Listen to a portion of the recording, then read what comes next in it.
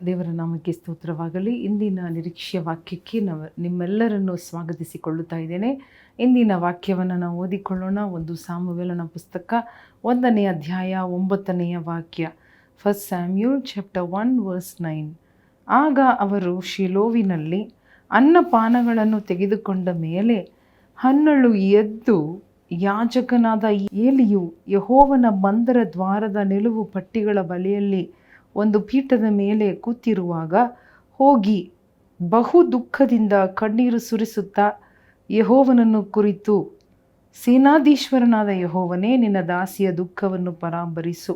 ನನ್ನನ್ನು ತಿರಸ್ಕರಿಸದೆ ಕನಿಕರವಿಟ್ಟು ನನಗೊಬ್ಬ ಮಗನನ್ನು ಕೊಡಬೇಕು. ಅವನು ಜೀವದಿಂದಿರುವ ತನಕ ನಿನ್ನವನಾಗಿಯೇ ಇರುವ ಹಾಗೆ ನಿನಗೆ ಪ್ರತಿಷ್ಠಿಸಿ ಕೊಡುವೆನು. ಅವನ ತಲೆಯ ಮೇಲೆ ಕ್ಷೌರ ಕತ್ತಿಯು ಬರಗೊಡಿಸುವುದಿಲ್ಲ ಎಂದು ಪ್ರಾರ್ಥಿಸಿ ಅರಿಕೆ ಮಾಡಿದಳು. ನೋಡಿ, ಇಲ್ಲಿ ಹನ್ನಳ ಮಾಡಿದ ಒಂದು ವಿಚಾರವನ್ನು ನಾವು ನೋಡುತ್ತಾ ಇದ್ದೇವೆ. ವಿಶೇಷವಾಗಿ ಹನ್ನಳು ಎದ್ದಳು ಎಂಬುದಾಗಿ ನೋಡುತ್ತೇವೆ. Hannah rose up. ಹ್ಯಾನಾ ಎದ್ದು ದೇವಾಲಯದ ಮಂದಿರದ ಒಳಗೆ ಹೋಗಿ ಮಂದಿರದ ದ್ವಾರದ ನಿಲುವು ಪಟ್ಟಿಯಲ್ಲಿ ದೇವರ ಸೇವಕನಾದ ಏಲಿ ಕುಳಿತಿದ್ದಾಗ ಅದನ್ನು ದಾಟಿ ಒಳಗಡೆ ಹೋಗಿ ಹನ್ನಳು ಪ್ರಾರ್ಥನೆ ಮಾಡುತ್ತಾ ಇದ್ದಾಳೆ, ಅಳುತ್ತಾ ಇದ್ದಾಳೆ, ಪ್ರತಿಷ್ಠೆ ಮಾಡುತ್ತಾ ಇದ್ದಾಳೆ, ಅರಿಕೆ ಮಾಡುತ್ತಾ ಇದ್ದಾಳೆ ಎಂಬುದಾಗಿ ನೋಡುತ್ತಾ ಇದ್ದೇವೆ. ಈ ಒಂದು ವಿಷಯವನ್ನು ನಾವು ಕೂಡ ಕಲಿತುಕೊಳ್ಳಬೇಕು. ಹ್ಯಾನಾ ಅದುವರೆಗೂ ಬಂಜೆಯಾಗಿದ್ದಳು. ದೇವರು ಅವಳ ಗರ್ಭವನ್ನು ಮುಚ್ಚಿಟ್ಟಿದ್ದರು. ಆದರೆ ಒಂದು ದಿವಸ ಎಲ್ಲರೂ ಊಟ ಮಾಡಿ ಮುಗಿದ ನಂತರ ಎಲ್ಲರೂ ವಿಶ್ರಮಿಸುವಾಗ ಹ್ಯಾನಾ ಮಾಡಿದ ಕಾರ್ಯ ಏನು? ಅವಳು ಎದ್ದಳು, ಶಿರೋಜಪ್ ಎಂಬುದಾಗಿ ನೋಡುತ್ತಾ ಇದ್ದೇವೆ. ನಾವು ಕೂಡ ನಮ್ಮ ಜೀವನದಲ್ಲಿ ಕಷ್ಟವನ್ನು ನೋಡಿ ಅಳುತ್ತಾ ಇರುವುದು ಸುಲಭ.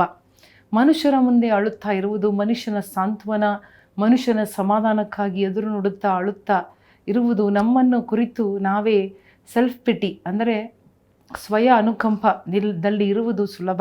ಆದರೆ ನೋಡಿರಿ, ಇಲ್ಲಿ ಹ್ಯಾನಾ ಎದ್ದೇಳುವ ತನಕ ಅವಳ ಜೀವನದಲ್ಲಿ ಬದಲಾವಣೆ ಬರಲಿಲ್ಲ. ಅವಳ ಬಂಜೆತನ ಹಾಗೆ ಇತ್ತು. ಅವಳು ಎಷ್ಟು ಹತ್ತರೂ, ಅವಳು ಎಷ್ಟು ಊಟ ಮಾಡದೇ ಇದ್ದರೂ ಕೂಡ ಅವಳ ಪರಿಸ್ಥಿತಿ ಬದಲಾಗಲಿಲ್ಲ. ಅವಳ ಗಂಡ ಅವಳಿಗೆ ಪ್ರೀತಿ ತೋರಿಸಿದನು.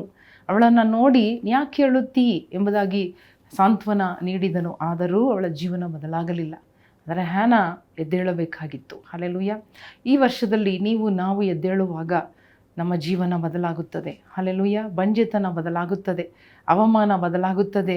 ಅದಕ್ಕೆ ಬದಲಾಗಿ ಡಬಲ್ ಆದ ಘನ, ಮಾನ, ಮಹಿಮೆ ದೇವರು ನಮಗೆ ಕೊಡಲು ಸಿದ್ಧರಾಗಿದ್ದಾರೆ. ಹಲ್ಲೆಲೂಯಾ. ಹ್ಯಾನಾ ಗರ್ಭವನ್ನು ಮುಚ್ಚಿದ ದೇವರು ತೆರೆದು ಅವಳಿಗೆ ಒಂದು ಸಾಮುವೇಲ್ ಎಂಬ ಪ್ರವಾದಿಯನ್ನು ಕೊಟ್ಟು ಆ ದೇಶಕ್ಕೆ ಆಶೀರ್ವಾದವಾಗಿ ಅವರಿಬ್ಬರನ್ನು ಬದಲಿ ಮಾಡಿದನು. ತಾಯಿ ಮಗ ಇಬ್ಬರು ಆ ಒಂದು ದೇಶಕ್ಕೆ ಆಶೀರ್ವಾದವಾದರು.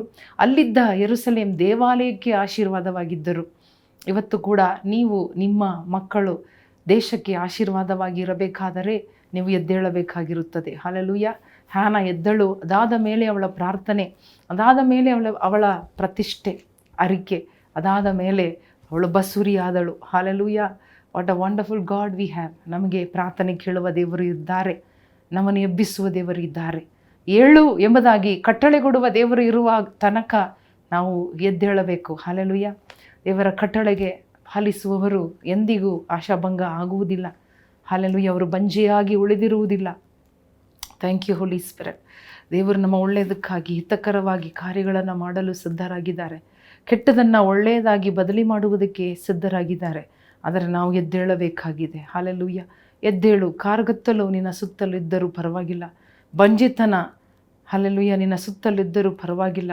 ನಿನ್ನ ಸುತ್ತಲಿರುವ ಜನರು ನಿನ್ನನ್ನು ಹೀಯಾಳಿಸುತ್ತಾ, ನಿನ್ನನ್ನು ಗೇಲಿ ಮಾಡುತ್ತಾ ಇದ್ದರೂ ಪರವಾಗಿಲ್ಲ. ಬರೀ ಅನುಕಂಪ ತೋರಿಸುತ್ತಾ ಇದ್ದರೂ ಪರವಾಗಿಲ್ಲ. ದೇವರು ನಿನ್ನನ್ನು ಪ್ರಕಾಶಿಸುವ ದೇವರು, ನಿನ್ನನ್ನು ಬದಲಿ ಮಾಡುವ ದೇವರು, ನಿನ್ನನ್ನು ಪ್ರಕಾಶಿಸುವ ದೇವರು, ನಿನ್ನ ಜೀವನದಲ್ಲಿ ಕೂಡ ಒಳ್ಳೆಯದನ್ನು ಮಾಡುವ ದೇವರು. ಹಲ್ಲೆಲೂಯಾ. ನಿನ್ನ ನೋಡಿ ಹೇಳುತ್ತಾ ಇದ್ದಾರೆ, ಎದ್ದೇಳು ಎಂಬುದಾಗಿ. Hannah rose up and she, hallelujah, had a child, a boy child, a prophet in her womb. Hallelujah. She became a blessing to the nation. Hallelujah. ಇವತ್ತು ನಮ್ಮನ್ನು ಒಪ್ಪಿಸಿಕೊಡೋಣವಾ, ಎದ್ದೇಳೋಣ. ಹೆಣ್ಣು ಮಕ್ಕಳಾಗಿ ನಾವು ಇರುವಾಗ ನಾವು ಎದ್ದೇಳಬೇಕು. ನಾವು ಎದ್ದೇಳುವ ತನಕ ಏನು ನಡೆಯಲು ಸಾಧ್ಯವಿಲ್ಲ. ಯೇಸಪ್ಪ, ಈ ಸಮಯದಲ್ಲಿ ಒಪ್ಪಿಸಿಕೊಡುತ್ತಾ ಇದ್ದೇವೆ. ಯಾರ್ಯಾರು ಇಂಥ ಪರಿಸ್ಥಿತಿಯಲ್ಲಿ ಒಂದು ವೇಳೆ ಕುಗ್ಗಿ ಹೋಗಿದ್ದರೆ ಅವರನ್ನು ಎಬ್ಬಿಸು ದೇವರೇ, ಬಲ ಕೊಡು ದೇವರೇ. ಇವತ್ತೇ ಅವರನ್ನು ಎಬ್ಬಿಸು ರಾಜ್ಯ. Hallelujah. Thank you Lord, thank you. ಮನುಷ್ಯರು ತುಳಿಯುವಾಗ, ಬಗ್ಗಿಸುವಾಗ ನೀನು ಎಬ್ಬಿಸುವ ದೇವರು. ಎದ್ದೇಳು, ಎದ್ದೇಳು ಎಂಬುದಾಗಿ ಅನೇಕರ ಕಿವಿಗಳಲ್ಲಿ ಬೀಳುವುದಕ್ಕಾಗಿ ಸ್ತೋತ್ರ. ಯೇಸುವಿನ ನಾಮದಲ್ಲಿ ಬೇಡಿಕೊಳ್ಳುತ್ತೇವೆ ನಮ್ಮ ತಂದೆ. ಆಮೇನ್, ಆಮೇನ್. ಪ್ರಿಯ ಸ್ನೇಹಿತರೆ, ಪ್ರಿಯ ಸಹೋದರ ಸಹೋದರಿಯರೇ, ಈ ವಾಕ್ಯದ ಅನುಸಾರ ಹಲ್ಲೆಲೂಯ, ಹ್ಯಾನಾ ಎದ್ದು ನಿಂತಳು. ಹಲ್ಲೆಲೂಯ. ಅವಳು ಎಲ್ಲಿ ಹೋದಳು? ಪ್ರಾರ್ಥನೆ ಮಾಡುವುದಕ್ಕೆ ದೇವರ ಮಂದಿರದ ಒಳಗೆ ಹೋದಳು. ಹಲ್ಲೆಲೂಯ. ಮಹಾಪರಿಶುದ್ಧ ಸ್ಥಳಕ್ಕೆ ಹೋಗಿ ಪ್ರಾರ್ಥನೆ ಮಾಡಿ, ಬಿನ್ನಹ ಮಾಡಿ, ಬಹಳವಾಗಿ ತನ್ನ ಕಣ್ಣೀರನ್ನು ಸುರಿಸುವಾಗ ದೇವರು ಕಣ್ಣೀರನ್ನು ನಿಲ್ಲಿಸಿದರು, ಹೋಗಲಾಡಿಸಿದರು, ಮುಗಿಸಿಬಿಟ್ಟರು. ಇವತ್ತು ಕೂಡ ನಿಮ್ಮ ಕಣ್ಣೀರು ದೇವರ ಸನ್ನಿಧಾನದಲ್ಲಿ ಸುರಿಸಿರಿ, ಅದು ಎಂದಿಗೂ ಬರಿಯಾಗಿ ಹೋಗುವುದಿಲ್ಲ. ಆ ಕಣ್ಣೀರನ್ನು ದೇವರು ತೀರಿಸಿ ಆ ಕಣ್ಣೀರಿಗೆ ಬದಲಾಗಿ ಉತ್ತರವನ್ನು ಕೊಡುತ್ತಾರೆ. ದೇವರು ನಿಮ್ಮನ್ನು ಆಶೀರ್ವದಿಸಲಿ. ಆಮೇನ್.